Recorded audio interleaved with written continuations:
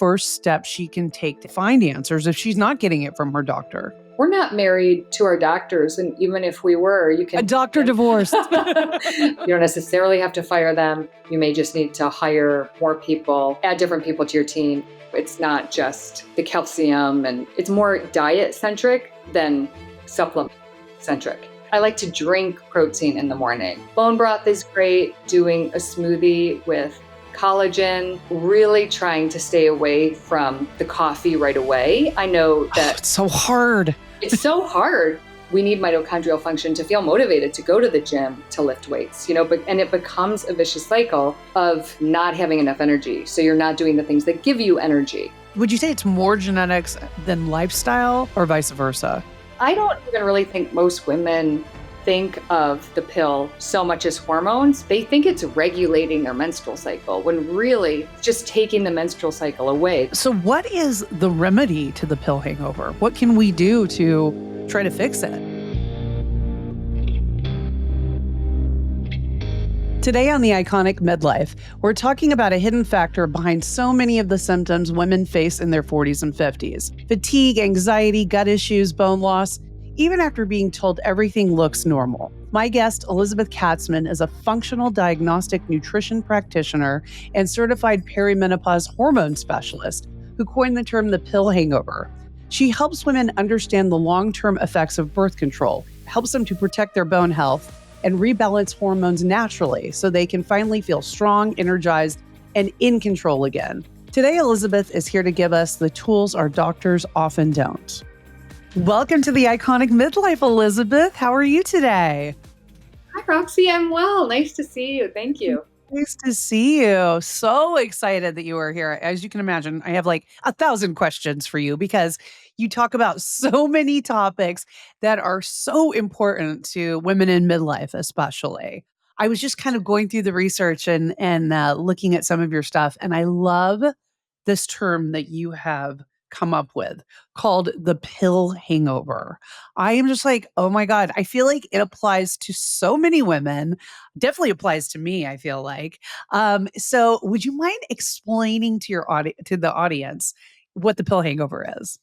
Well, when a lot of people think of a hangover, they think of just the morning after. But the beauty of getting off the pill is you might not realize it until years later when you try to take progesterone and it may not work as well as you wanted it to. So basically, we really have to give our body's time to reset after disrupting its natural function, after disrupting the way our, HPA axis works. Everything becomes very disconnected. And so it takes a while for our bodies to get back online, our receptors to get back online.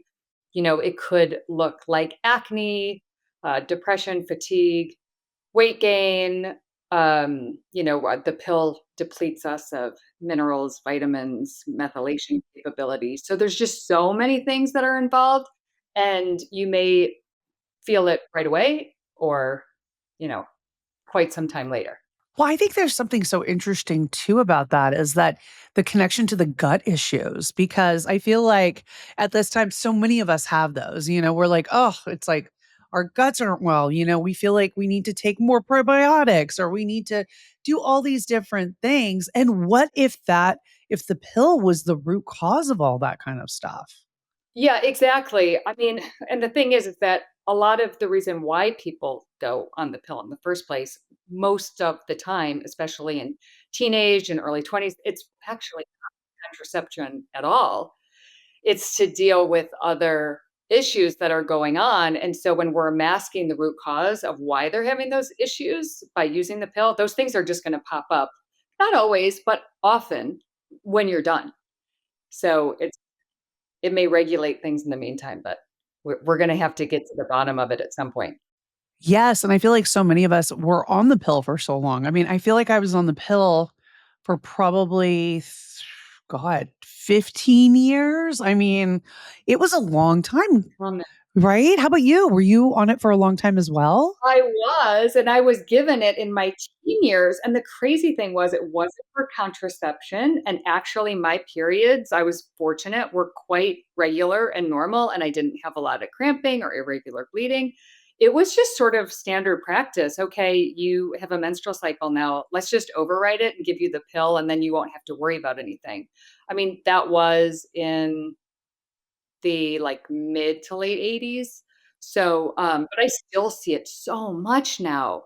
So much where you go into the gynecologist's office as a teenager, and even with no complaints, they'll want to put you on the I think that word's gotten out, thankfully, that slowly but surely, I'm hoping it becomes less, but especially if you're a teenage girl and you are not sexually active, but you're having acne or painful periods, rather than looking into why, you'll often get put on a pill. And for a parent, it's tempting too. I understand that because you don't want your child to suffer. And it can be really difficult and costly to sort of get to the bottom line. What is causing it to be a difficult experience?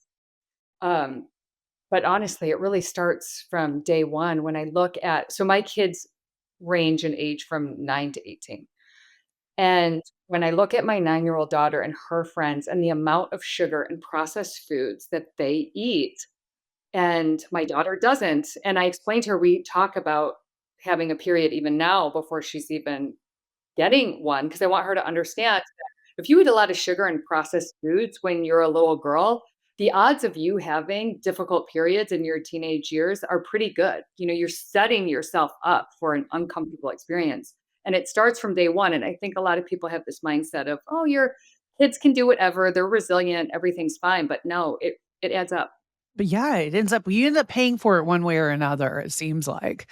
Um, and I think there's such an interesting argument too, because I was talking to one of the doctors that came on my show previously, and she was saying because she talks a lot about HRT and about bioidentical hormones that women later in life take, and she's like, there's so much resistance to HRTs, and there's bad press and everything else that it's interesting because the same isn't true for the pill because the pill is synthetic. Those are not bioidentical hormones, but yet they are still messing with your hormonal cycle, your periods, and it's just like I don't know that people even realize that. Do you know what I mean?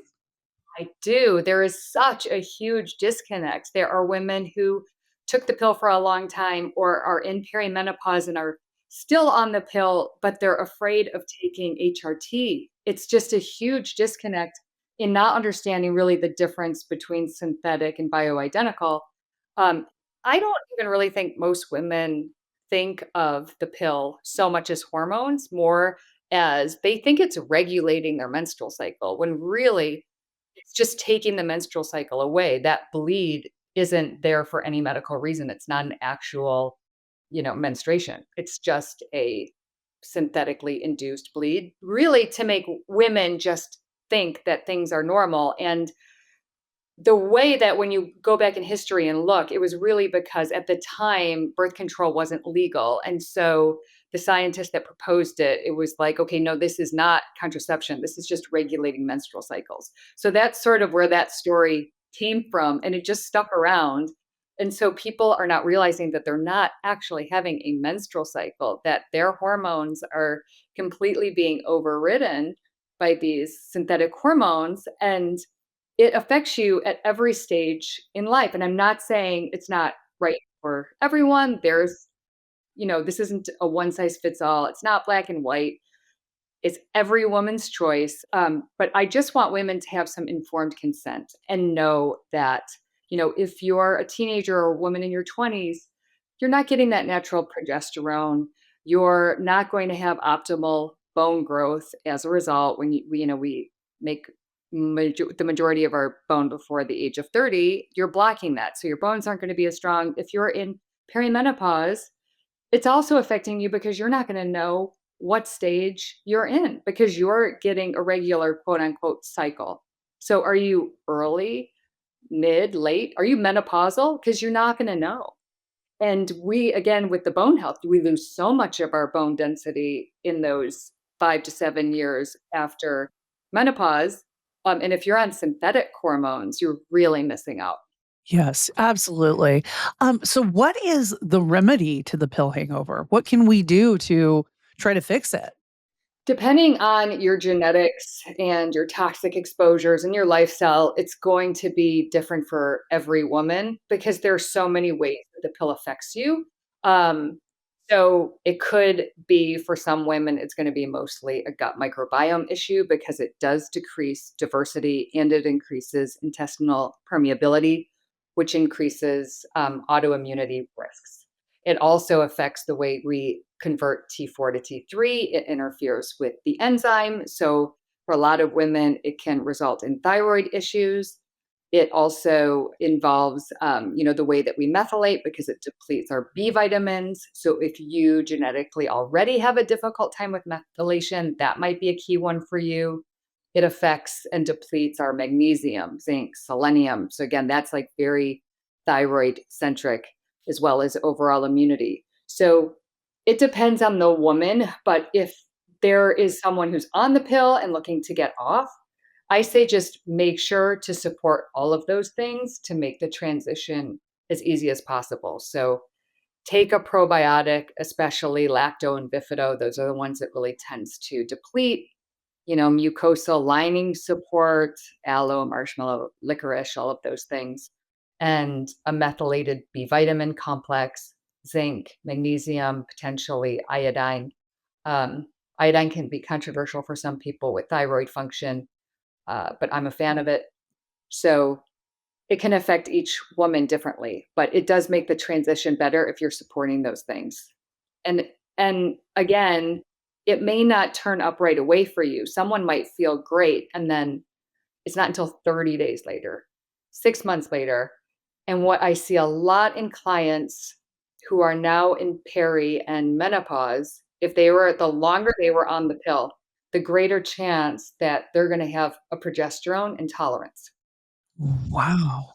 because it messes up your receptor function. Okay.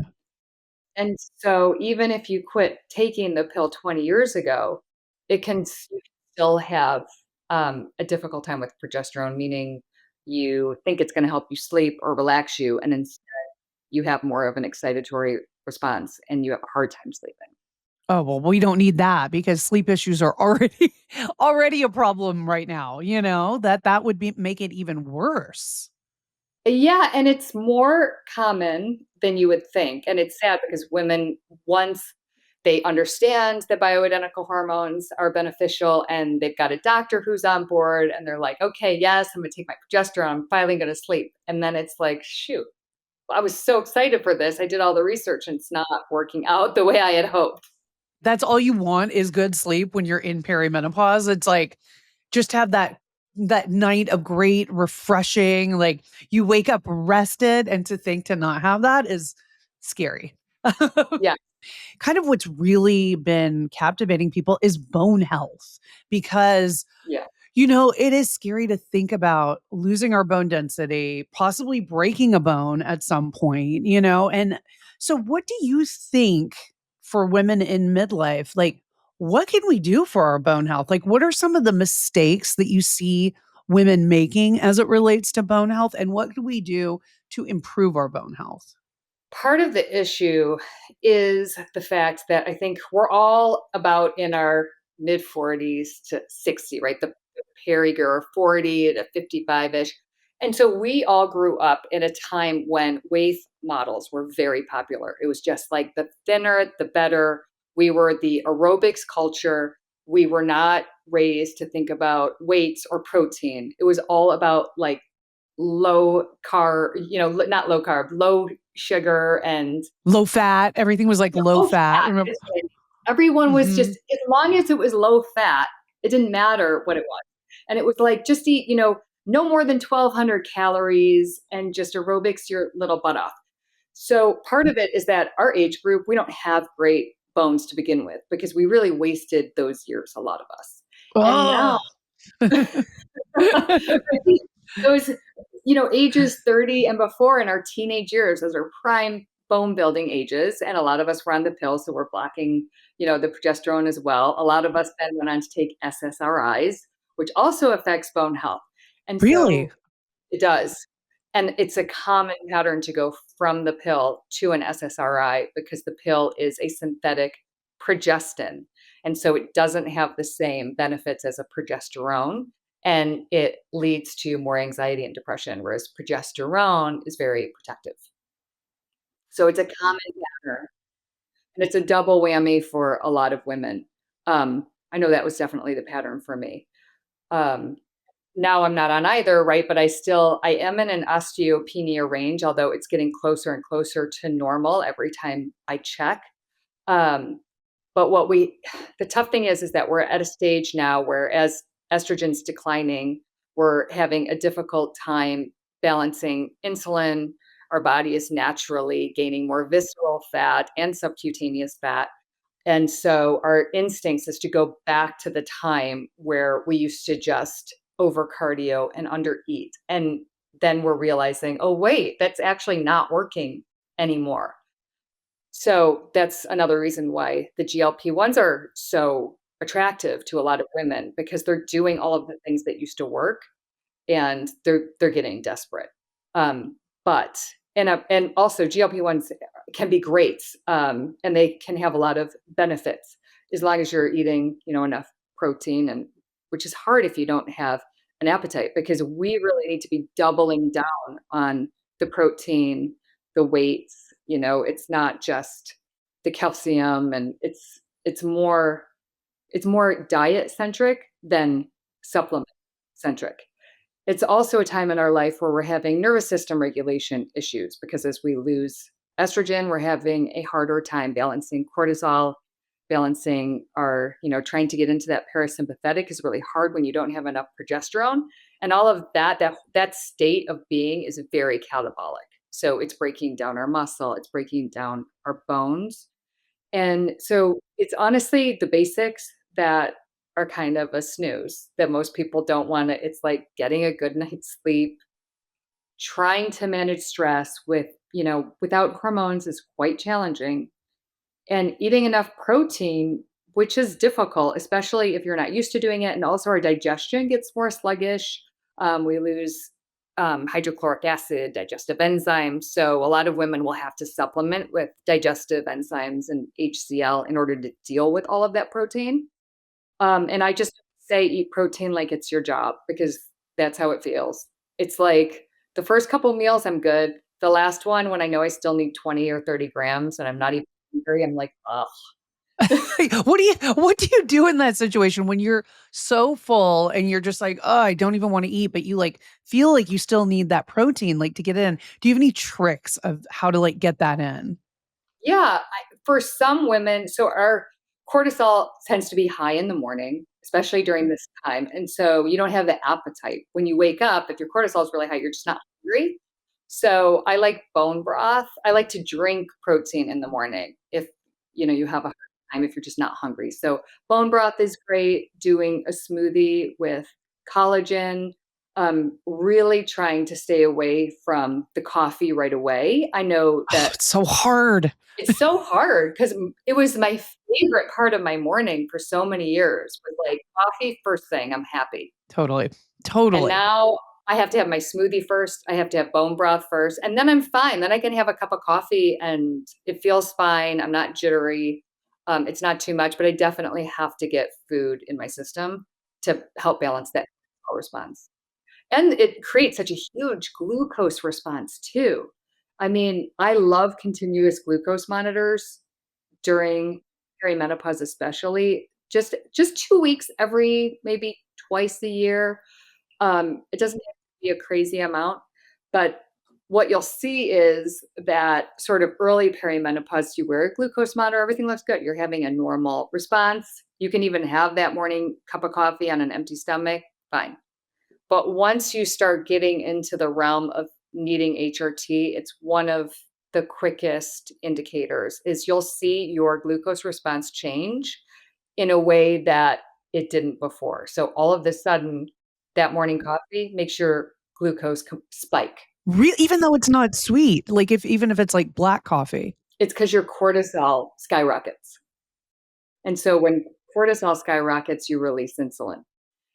And so it's crazy. It's also if you, let's say, have an argument with someone. The husband?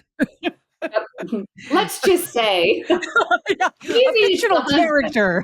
husband. Not that that happens to me, but for Right. someone Never. else, um, you'll see that maybe 10 years earlier, your glucose stays the same. But now, ju let's say you had, um, chicken and a salad, you've had protein, you've had fiber, you've had fat, but you get in an argument, your glucose skyrockets. So that will often happen because our ability to have, resiliency emotionally just completely declines. So that increases glucose and cortisol. So we have a lot working against us, but at the same time, there's a lot of tools as long as we're aware. So I don't like to be obsessive over labs and glucose monitors and Aura rings and sleep scores and the whole thing because it can make you crazy. But I like them for just check ins every once in a while because things change overnight in perimenopause where you could be, everything could look great. And then 6 months later, you're done for. I just know a lot of women who are in their early 40s and still like, I am nowhere near that. I'm not even thinking about that. And I'm like, you know what? Let's just get a baseline. Mhm. I'm good. I'm good. And then all of a sudden they're like, I don't know what happened, but literally overnight, I'm a different woman. Yes, it's true. And, speaking of labs, because oftentimes you'll go to your doctor, they'll do like, the list of tests that you're supposed to have. Things come back, within normal limits, they say. But you still feel like crap, like, you feel like something is off. So, what is the difference between, let's say, something in within normal limits and something being in optimal, like, in an optimal range? And also, what are our traditional doctors missing when we're testing as opposed to functional medicine? And what should we be asking for? I think, well, first of all, I mean, functional tests can get pricey, but there's a lot that we can do with regular, just a CBC with differential. That's covered under insurance, pretty traditional. You do have to ask for differential, not just a CBC. And you can look at those in traditional or optimal ranges. So optimal ranges tend to be a little tighter. In traditional ranges, you could be pre-diabetic very deep into what I would consider already diabetes. It really lets things stretch for a long time. And most doctors, traditional medicine, won't even give their patients a heads up. They won't say you're pre diabetic or things are creeping up. They'll say everything's normal. But then one day you go back and you have diabetes. So no real explanation. I think they really need to get copies of their labs. Most of the time, especially with traditional doctors, you'll just be told everything's normal, but you don't take a look at it. And if you're not in a position of paying a coach or someone who's more functional to look over things, I mean, I'm not saying that Doctor Internet is the best for everything, but tools have gotten pretty advanced. And there's a lot of amazing online charts and, references that you can at least get a bit of an insight into just to look at some tighter ranges.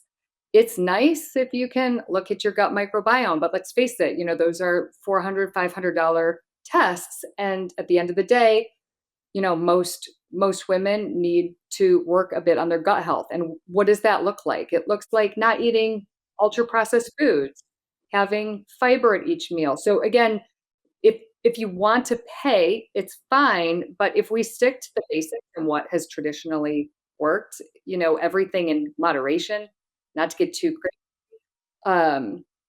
Those are the things that work. I mean, I do think traditional doctors have to be pushed a bit on things like I said, making sure it's a differential CBC so you have more information. Um, a basic CBC can tell you if you have a parasitic infection, if your basophils and eosinophils are elevated, and most traditional doctors aren't even trained to look at that. Um, so that's something that a woman needs to take some ownership over and go through, even though and go through and just what is that? What does that mean? Neutrophils. I don't know. What is lymphocytes? What is that level really normal? And you can really, map your way through it if you're not in a position to have someone do it for you. a lot of physicians need to be pushed on having a really thorough thyroid panel. I mean, just so many times women will say, "Yeah, I've had a thyroid panel." And when I look, only TSH. So it doesn't tell me T4, it doesn't tell me T3 or reverse T3, which would give me an indication of how they're actually functioning, how their gut is functioning. Um, TSH is just a pituitary hormone. It's not actually letting me know what's going on with your thyroid. So and getting a fractionated lipid panel. So a lot of traditional physicians will just want to tell you your HDL, LDL, total cholesterol, and kind of end of story. They're not looking into LPA, ApoB. So it's important to get a fractionated lipid panel. We want to see if your cholesterol is being oxidized or not, um, because it's not necessarily that high cholesterol is the issue. And in fact, octogenarians, pretty much all of them have elevated cholesterol. It can be very protective. That's how we make our hormones. It's not a villain. If you have high cholesterol, but you go down the fractionated panel and you say, oh, but it's not oxidized, I don't have a bunch of tiny particles, everything is large and fluffy, um, I'm in good shape.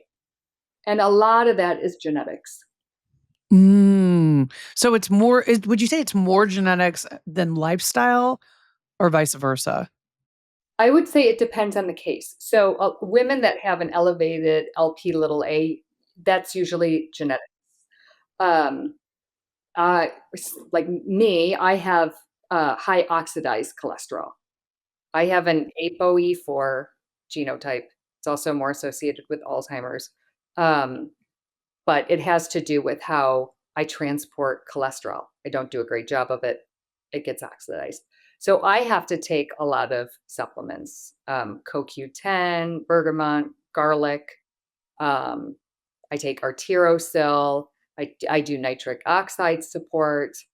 And I, so according to my Aura ring, I'm 8 years younger than my age. But before I started adding those supplements, it was 3 years younger. Oh. There's been a tremendous amount of progress. I also do CIMT. It's a ultrasound for your carotid arteries, so it's less invasive and no radiation as compared to a CT scan. So if you want to get a sense of how your arteries are doing, if there's calcifications, CIMT is great. And there was a point where I was a little bit younger than my age. And then all of a sudden, late peri, that year that I finally was like, okay, it's HRT time. I My CIMT jumped to, I was 48, but it showed I was 51. And I was not happy with that. I started Right. HRT. It's like we're Mhm. going, I don't want to Yeah, go that you need to direction. go down. Yeah. So I started HRT, I started the supplements, and I took off 3 years. So my last CIMT, um, I'm 51 now, but it shows 49. Reversed it. Okay. Yeah, and that's when I say things change quickly. It's like I don't want people to obsess over this stuff. I just want to every year or 6 months give yourself a check-in. Because if I would have let that go for 2 years instead of 6 months, who knows? I may have had some calcifications and some plaques building up.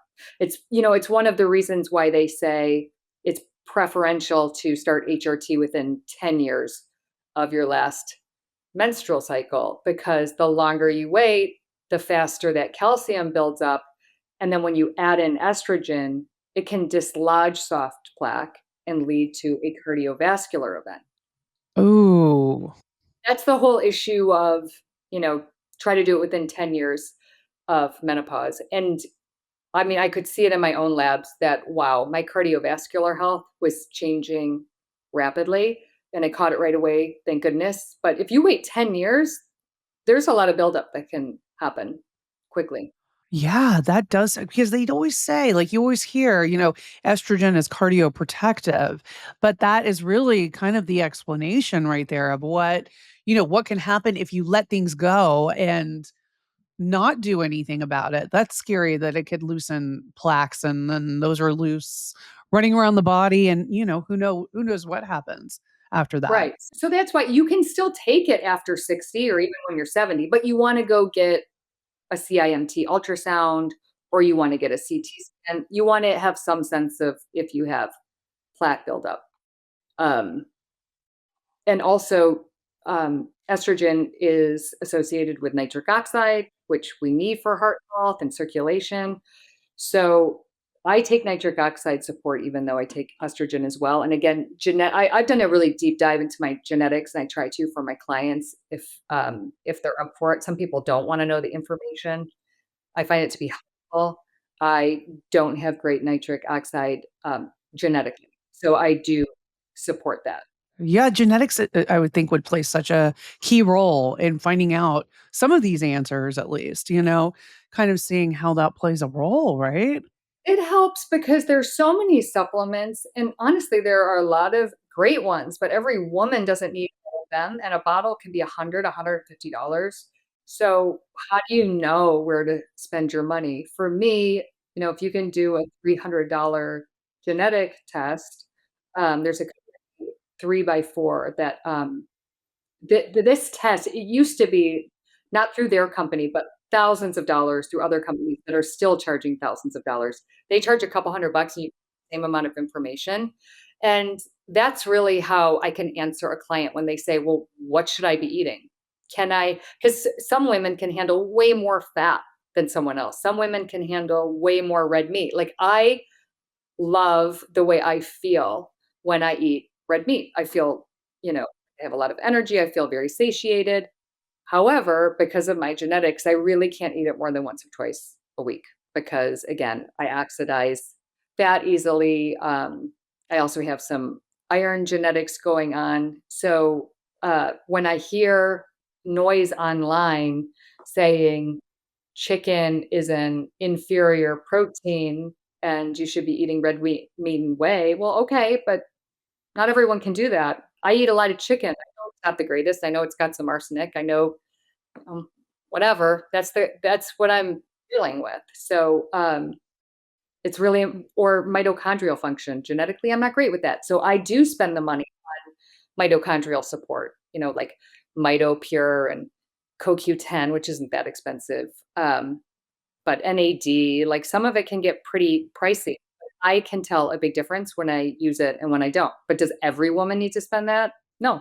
Yeah, no, absolutely. And I love that you brought up mitochondrial dysfunction and just the whole like all of that because I feel like it's an issue that maybe women don't know or not that familiar with. So can you kind of break that down and how it actually shows up in our lives, through fatigue, through anxiety, through brain fog, which is just so common with everybody I know in perimenopause and menopause. Well, because we desperately need estradiol specifically for mitochondrial function. Without it, we lose it. And without proper mitochondrial function, everything goes by the wayside. We don't have the energy. We don't have that get up and go. I mean, that also is related to testosterone a bit, but we need mitochondrial function to feel motivated to go to the gym, to lift weights, and it becomes a vicious cycle of not having enough energy. So you're not doing the things that give you energy. Um, and you can spiral downward very quickly, but we desperately need estrogen to have proper mitochondrial function. And for some women, even if they're on HRT, that's not going to be enough. So that's when you think of things like red light or infrared saunas. There's a lot of great ways to support your mitochondrial function that we really do lose quite significantly during perimenopause. And like you were saying, brain fog is one of the quickest things that you see, and also skin health and ovarian aging in general. We have the most mitochondria in our ovaries. So anything that you do to support your mitochondria is going to prolong your ovarian health. So is there any sort of a correlation between mitochondrial dysfunction and ovarian cancer? I don't know, but at the end of the day, our bodies do not function properly in any way without proper mitochondrial function. So I'm sure it, is an element as well as all the other things, whether it's blood sugar or toxic exposures or fungus, mold. There's a lot of roads to get there. But without mitochondrial function, you've got nothing. So if we're let's say we go into the one of the health food stores and you're standing there, you're looking at all the supplements. Are there like maybe 3 universal supplements that you think are good for every woman that every woman should have in her medicine cabinet regardless of her genetic makeup or her, whatever's going on right now? Yeah, I would say magnesium for sure. And there's many different kinds of magnesium for different reasons. I personally love, and I don't have a financial relationship, I love Bioptimizer's magnesium because it has somewhere between 7 and 9 different kinds, and so you're hitting all your bases. Um, Most people think of magnesium as being an evening supplement, but we actually deplete most of it at noon. So I take it 3 times a day, just 250 milligrams. It doesn't give me an upset stomach, it's not too much. It's just kind of a um, all day and night. Um, but are for a variety of reasons, if someone was on the pill, they for sure depleted in magnesium. But most of us are, especially perimenopause, menopause, just stress depletes it so quickly. So that's a favorite. Omega 3s, a good quality source that isn't contaminated and is processed properly. It's just so anti-inflammatory. It's great for cardiovascular health, great for brain health. Um, so omegas, magnesium, and then a methylated B vitamin. So if you don't know your genetics, then if it's methylated, you don't have to worry about it because if you have MTHFR, SNPs, and you take folic acid, that can build up, make you feel worse. And so if you don't want to do genetic testing and you don't know if you've got MTHFR issues or not, just get the methylated version and don't worry about it. At many stages of our life, B vitamins Mm, become an issue, but perimenopause for sure, when we can have more estrogen than progesterone, we really need to make mhm. sure that we're metabolizing everything properly. Absolutely. And you bring up a good point when you say like you want to get supplements that are clean, not contaminated, not with, additives and things like that. So how do we know that we're actually getting clean supplements? Honestly, unless you sort of live and breathe in this world, it's very hard to know, especially 'cause a lot of the supplement companies will get sold to larger companies, and so you're not quite sure if the quality is still there. And so that's a good time to work with someone and to make sure that the brands that you're using are good ones because it can be really hard to research. And I would say I definitely wouldn't buy supplements on Amazon, as much as it's a hassle to go directly to the suppliers. There's just so much fraud, on there that there's no way to know what you're getting is actually from. I mean, let's say you've done your research and you've decided that pure encapsulations or thorn or those are the ones you want to just go to their site direct, or designs for health. Just go to their website directly and buy from them instead of third parties. Yeah, that's a good point. You don't know what you're getting sometimes with the bigger sites and everything? Yeah, it's a lot for them to manage, and it's nothing nefarious on their end. It's just they have so many vendors, it's impossible to quality control. Um, so instead of worrying about it, just go to the vendor that you like directly. Yes, absolutely. You connect hormone suppression with HPA axis dysfunction. So, can you kind of explain to the audience what that is and how stress resilience changes after you've been on the pill for so long? Well, being on the pill cuts off the HPA axis. So or the HPO axis, hypothalamus pituitary ovarian axis. So our brain and our ovaries are no longer having a conversation. So again, this is where people think that they are cycling, but they're not. They've just cut off the connection. They're having an artificial bleed. And so your brain and your ovaries need to learn how to communicate. And that can take some time. It also decreases our mental resiliency, our nervous system is impacted. And again, this happens in perimenopause when we're losing hormones and our ovaries and our brain are having really chaotic interactions. So, you have a bunch of estrogen. And so your brain thinks, okay, we don't need estrogen, but then there's not enough. And then, it's so it's quite a few years of that's why they say it's the, cycle of chaos. It's the time of chaos because that brain ovary connection is just very confused because, one month you might ovulate, the next month you won't. So that means that one month your estrogen and progesterone have a good balance, one month they don't. So you'll have more anxiety and less sleep that month. So it gets very hard to regulate. And so that's often when it's nice to add in a little bit of hormones, or you can do adaptogens to help support the HPO access, the HPA access. So things like maca can be very supportive.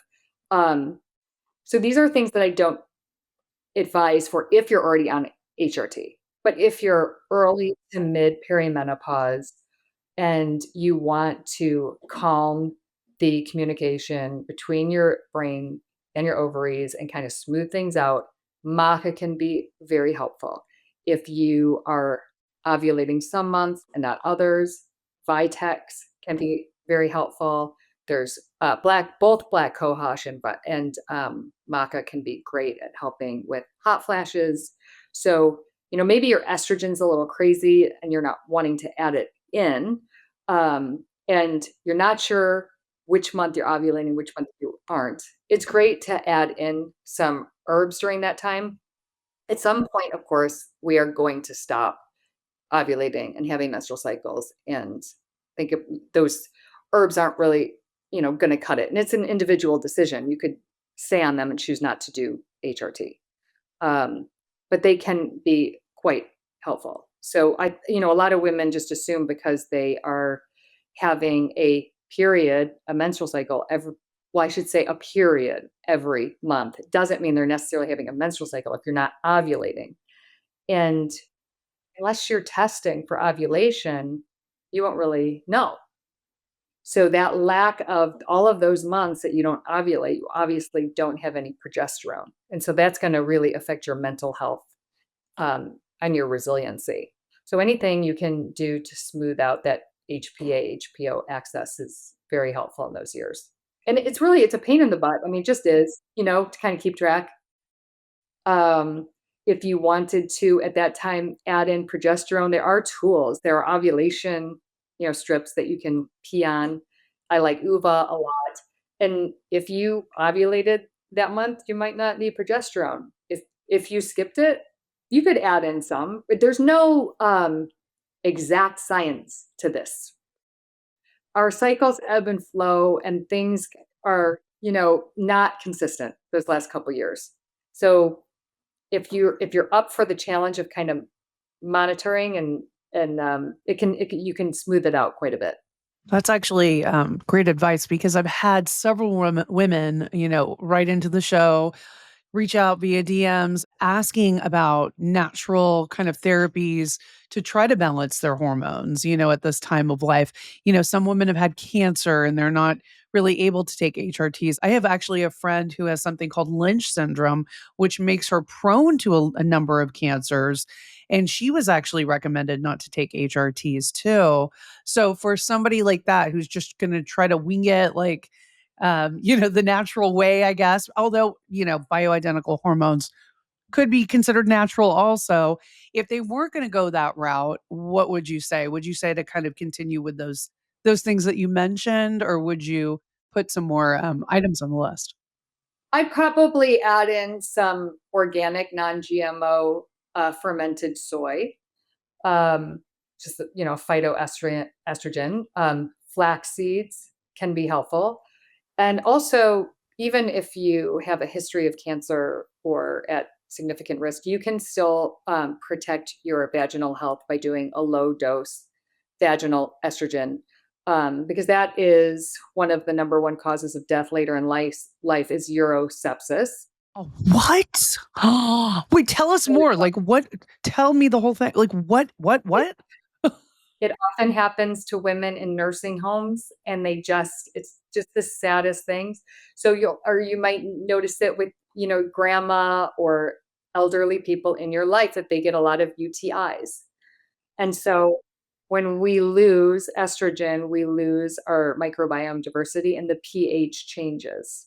So not only do you have risk for prolapse and atrophy and dryness that can be so sore it's hard to sit for women, but that can also lead to a deathly sepsis infection. And so these women will often be given antibiotic after antibiotic and it's not successful. Really, the most successful is to apply a low dose vaginal cream locally into the vagina. It's very successful at getting rid of UTIs and preventing urosepsis and preventing a whole lot of discomfort. And it's not systemic. So even if you had breast cancer, it's not systemic. And I should make a differentiating point. So it's not just that it's in the vagina. The difference is the dose. So if you had a higher concentration of a topical estrogen, but you applied it vaginally, that would still be systemic.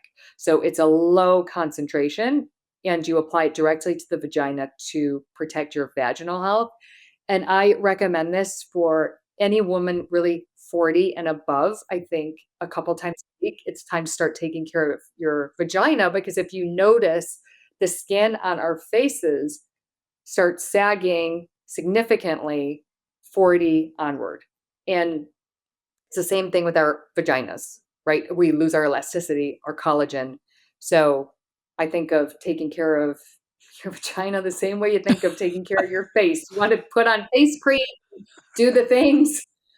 Put your best vagina face forward. That's right. Maybe somebody's Yeah. looking at it. And even if you don't have a partner and you don't care about Mhm. that sort of, it's really to protect you against UTIs, urosepsis, and discomfort. So it doesn't matter if you have a partner or not. It's really about your health. Absolutely. And women need it younger than they think they do. Do you think it makes sex more enjoyable? So it is lubricating. You can do estriol or you can do estradiol. Estriol tends to be more lubricating, but then you have to worry about transference. But it has sort of a compounding effect. So you wouldn't want to take it every day, but let's say if you take it on a Monday, it would help with Tuesday's sex. You just wouldn't want to take it right before as a lubricant. Um, DHEA applies to the vagina, helps, also with, elastin and muscle and all of that, and men can take DHEA the same way women can, so that one I wouldn't worry about if you wanted to apply some DHEA. Oh, okay. And men can also take it. Yeah, so transference wouldn't be a big issue. Okay, so that's not a big deal. I know I mean, all the things. There's so many body changes right now. It's like trying to keep up with everything is crazy.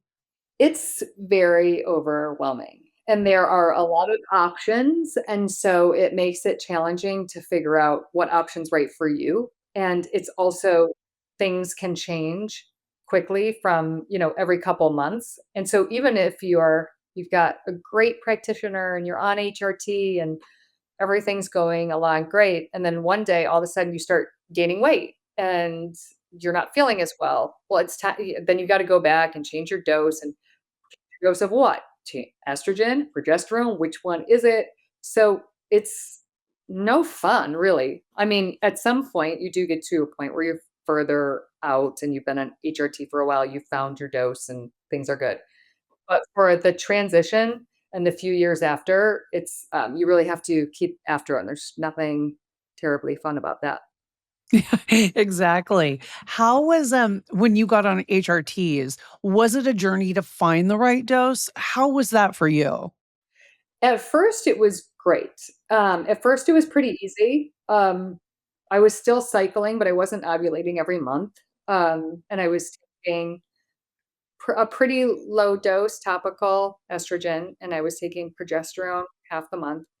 Everything was going fine. And then maybe 10 months into it, I got deeper into late perimenopause. So I'm still cycling, but it's erratic. I still ovulate, but erratic. So I'm definitely late perimenopause, but I needed more estrogen because all of the sudden I gained 10 pounds just out of nowhere. And I mean, it was out of nowhere. And I was eating the protein and lifting the weights and doing all the thing. And I'd wake up the next day and another pound, another pound. Yeah, I know. Mm. And then I so I talked to my doctor and said, "Listen, I think what is going on is that I just lost more estrogen than I had last year, and we need to up it." And she said, I think you're right. I think that sounds good." So we changed the concentration, and within, like, 2 weeks, I mean, it was like, boom, I my body comp was back. It was pretty great. Um, so other than that, I would say the transition went pretty well. I waited a year to add in testosterone. My testosterone has always been very low. Um, Even in my early 40s, it was very low.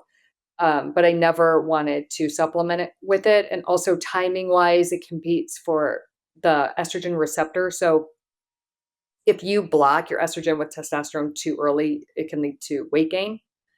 So the timing of that is important, but, I finally when I felt like everything else was the way it should be, my estrogen levels, progesterone, everything was good, I did add in a little bit of testosterone, um, and I felt great, and I noticed right away, and testosterone is one that often women with a history of cancer, they can still take testosterone. It's a very breast protective, which most people don't realize. Um, so for women who can't take estrogen for whatever reason, they can still consider the low dose vaginal estrogen and testosterone and often progesterone. Um, there's a lot of different ways you can play around with it.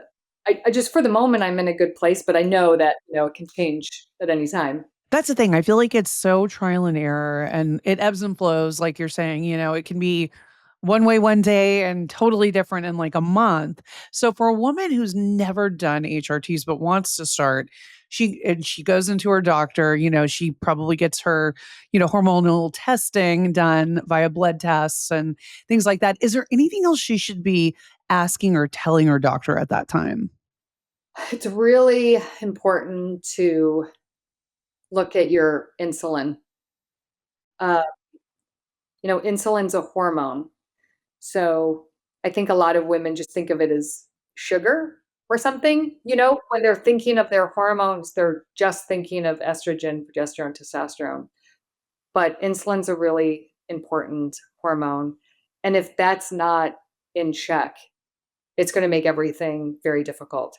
And that can be a tough one to get in check. And sometimes you do need to do estrogen in order to help you. But if your insulin is elevated, you've got to really lean heavy into the protein, fiber, building your muscle. Because it's high insulin is just going to make hot flashes, a mess. It's really hard to regulate your vasomotor symptoms without getting your insulin checked out. And so a lot of times doctors will just look at fasting glucose, but insulin is going to elevate before you're going to see it in your glucose. So I would definitely ask for that right away. And a lot of doctors I hear all the time, they don't want to check because you're in perimenopause and things can change day to day. And yes, of course, that's true. You could take your hormone levels at 6 in the morning and they're going to be different than 12 in the afternoon. And they're going to be different at 6 in the morning the next day. And by the way, that's not just perimenopause, that's our whole life. Our hormones change very quickly. So, but it's about patterns. So get your blood work done and look at those levels. And most importantly, look at the patterns and see how they're shifting. Yeah, I mean, there's so much. It's like constantly checking things and then also waking up with like the 10 extra pounds. I'm like, "Oh my god, like what else can we do to get rid of those 10 pounds?" I can tell you because that in that moment, and it lasted a while for me because it takes a while to sort of figure it out, have the conversation, get the prescription, get it filled, get it shipped. It's a process. So by the time I got everything I needed, it had been a couple months of living like that. And I thought, wow, I can really see why Ozempic and Mounjaro, like that's tempting. I get it. And for some people, if they want to microdose that for a period of time while they can get the rest of it together, I totally understand it. That could be helpful. Um, but I think that as much as I understand why we want it to change overnight, it's just a process that we have to be patient with. And we have to really trust that when you're eating 3 meals a day with enough protein and fiber, and if you're lifting weights, just trust the process. Your body is going to respond with proper hormone amounts at some point. Um, because if you just keep lowering your calories, you're just going to lower your metabolic rate and your body is just going to be able to handle less and less calories. And before you know it, you're eating nothing and just still gaining weight. So avoid that pattern for, as much as possible because then you really get yourself stuck in a hole that's not enjoyable. No one wants to live their life that way. It's miserable. Miserable to live in like calorie restriction all the time, you know? Yeah. And the thing is, so many people are doing the microdose of like the GLP-1s. Like, what is your take on that? Do you think it's okay for like a small amount of time or do you see it like being a problem? I think it very much depends on the personality type. So a lot of women are using trizepatide, which tends to have less side effects than semaglutide, and they microdose it enough just to sort of take the edge off, take the hunger noises away. But even for women that don't have a lot of noise around hunger, it just does seem to reset their body. It obviously helps with insulin levels. So it can also calm them down sort of mentally because it will help with cortisol and everything else. So it can be nice for someone who's spiraling and they're really stuck. But I would say give yourself a time limit. Say, I'm going to do this for 8 months and I'm going to, and write down, like, eat protein like it's your job. I'm going to eat this much protein. I'm going to do it this time. I'm going to go to the gym on these days. You have to be really diligent to protect your bone health because you can lose a lot quickly. I've seen women who are on it for a short period of time who stub their toe and break it, who fall and break their wrist. Your bones can lose a lot of density very quickly, especially when we're, already have hormonal depletion.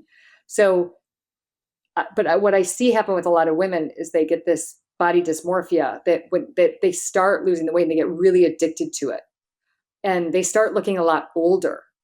The skin sags, they're losing muscle tone, but all they know is that they're fitting into a pair of jeans that they haven't been able to fit into since 10 years ago. And so that's their goalpost.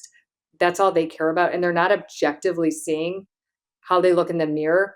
They don't realize that that little butt is actually youthful and a little bit fuller cheeks is youthful.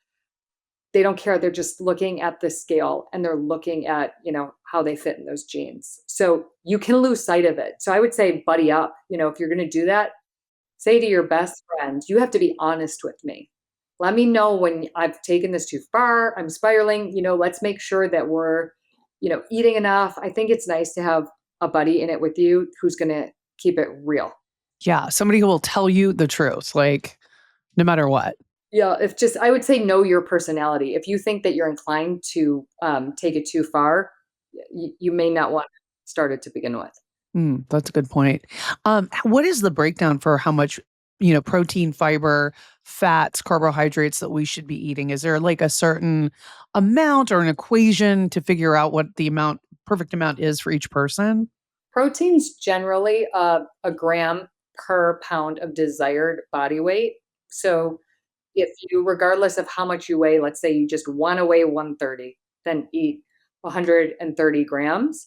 And snacking is really our enemy at this time because we already are having a hard time balancing cortisol, insulin, glucose. So you want to just do good old fashioned 3 meals, no snacks, so 30 to 40 grams per meal. And ideally, fiber is about 40 grams, so maybe 10 to 15 per meal. For some women who aren't used to eating fiber, take it slow, maybe add 5 grams of fiber per week. take some digestive enzymes when you do it. If you haven't eaten fiber, don't try to eat 45 grams in a day or you're not You'll good. never leave the bathroom.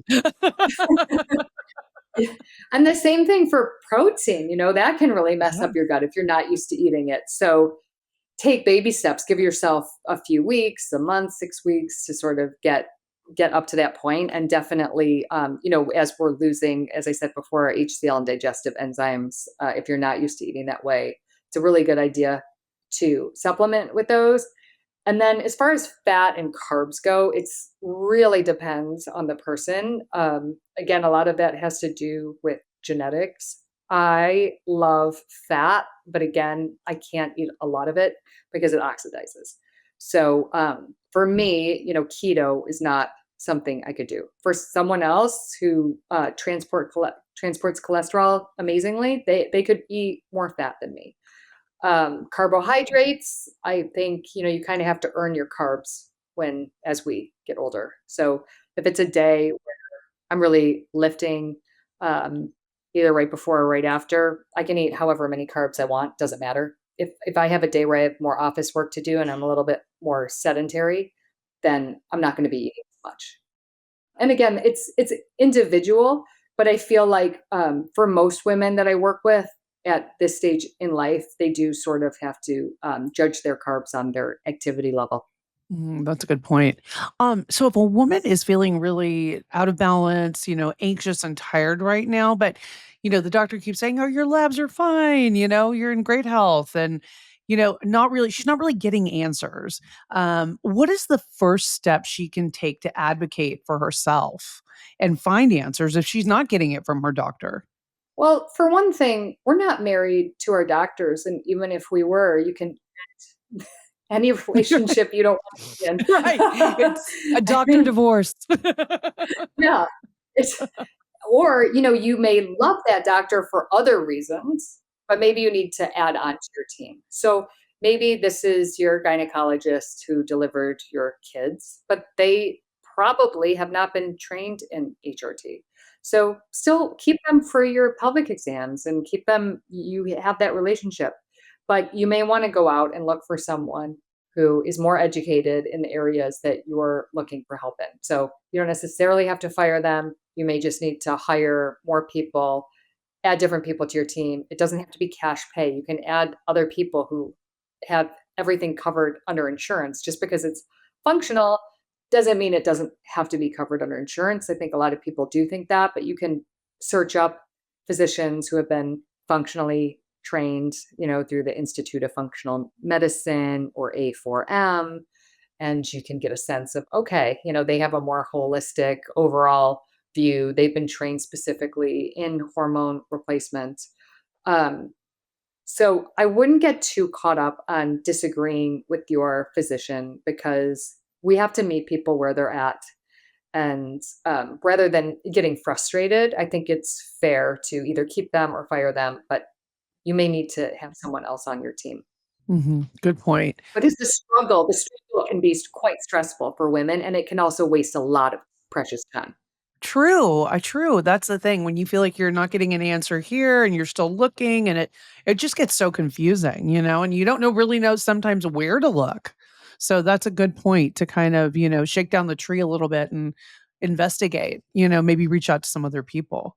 Yes, ask your friends who are taking HRT who, if they're happy. And a lot of women are doing it now. I mean, the numbers used to be much smaller. They're still pretty small, but it's becoming more and more common. So if you have friends who are taking it and they're happy, that's a great way to find a practitioner. Absolutely. So, rolling back the clock a little bit, what advice would you give your 25-year-old self? Oh, easy. I would say eat more, lift weights. Think I was already off the pill by then. Um, but lift more and I mean, eat more and lift weights for sure. I was an under eater and I was an over cardioer. Gosh, I mean, weren't we all? That was like the thing. It was like cardio, cardio, cardio nonstop. It was every aerobics class, like you're saying. Yeah, and my nervous system, as a result, if you're not having enough nutrients and if you're doing so much cardio, my nervous system was a mess. It's sad to look back and think of sort of how I dealt with situations and things that I just could have completely ignored and not paid attention to.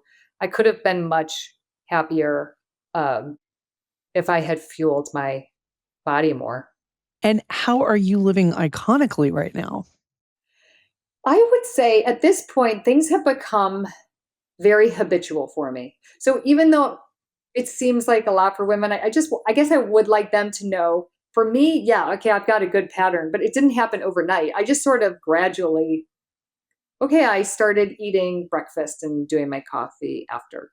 I would do saunas at night to relax. I would make sure I got enough protein at lunch because if I didn't, I was snacking at 3 o'clock and eating a bunch of carbs and stuff I didn't want to eat. All of these little habits added up to now I feel like I've got a pretty tight schedule. I make my juices ahead of time, I make my chicken salad ahead of time. I've got enough stuff already prepared and ready to go, and I have my little routine. So, although I'm doing all the things that might seem overwhelming, it's just habitual at this point, and I'm very happy. I don't have a lot of noise. I don't have a lot of decisions to make around it. I just know my program and I do it and it makes me happy. That's great. And time management is so important because that is key when you want to get kind of your life back on track a bit, as it relates to health and wellness. Yeah, and sort of planning ahead. Like in my purse, I mean, I always joke that like if I were to get lost in the woods, I mean, I probably have enough in my purse to last like a week. Because I know for me, if I go too many hours without eating, like 4 hours is my cutoff. So I have, even though I shouldn't be eating a lot of red meat. In my bag, I've got beef sticks because they're easy to transport. So I have beef sticks with 10 grams each, venison sticks. So just three of those is 30 grams right there. And I've Oh, got, that's good. it's easy. And I've got mixed nuts. I usually have an apple or something. So, and I'll save the apple for after the fat and protein, say, because of the glucose. But if I am stuck in between meetings or in traffic and this is my time to eat, I have a full meal that's really comprised of snacks, but it is not a snack because it's enough macros to keep me satiated, to protect my bones and muscle until the next meal. And it also prevents me from rushing into the house. And what am I doing? I'm like getting out chips and salsa or something because I'm just starving. So it really prevents that. And that's a good point. Don't starve yourself. Like that's probably the worst thing somebody can do. Stay ahead of it. Stay out of it. It's the thing with the morning eating. It's like, even I understand that your cortisol's high, you don't feel like eating. But you really, within that first hour, to set yourself up for success the rest of the day, whether it's drinking bone broth, drinking a smoothie, even if it has to be liquid, just set the precedent early on in your day because you're going to set yourself up for success. That's great. Oh my goodness, Elizabeth, you are amazing. I have learned so much this hour. I'm like, oh my God, I've got like some homework to do now. I'm like, okay, check that off the list. Check that. I'm like, I've got an itemized list, and I'm sure the listeners will feel the same. So thank you so much for coming on the show on the Iconic Midlife. Please let everybody know where they can find you and what's next for you. Thank you, Roxy. Thank you for having me. They can find me on Strong Choices One on Instagram. I like to post educational content. My website is Strong Choices, and I have just finished my book on bone health. And so I don't have a release date, but it's finished, and I'm excited because that's been a labor of love. So at some point that will be out. I heard that is the name Sexy Bones? Sexy bones. Oh, I love that name. Well, the concept is if your bones are in good shape, there's a pretty good chance your hair looks good, your nails look good, your skin looks good, you're living a vibrant life. It's all very much connected. And I want younger women in their 20s to make that connection too. Absolutely. It's a great tool. I'm sure it'll be amazing when it comes out that women of all ages can read and learn from. So that's amazing. So you're not sure when it's coming up, but it's coming out. Yes, I will keep you posted. Yes, please, please, please. And please come back and hang because I, again, learned so much, so much good stuff. Thank you. I love chatting with you. Elizabeth, thank you for bringing so much clarity and honesty to this conversation. Your work on the pill hangover, bone health, and holistic hormone balance gives women a language for what we've been experiencing and real tools to finally feel strong, energized, and in control.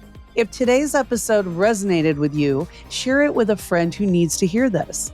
And don't forget to follow the Iconic Midlife on your favorite podcast app. Leaving a quick rating and review helps other women find us and reminds us all that midlife isn't about slowing down. It's about stepping into our power.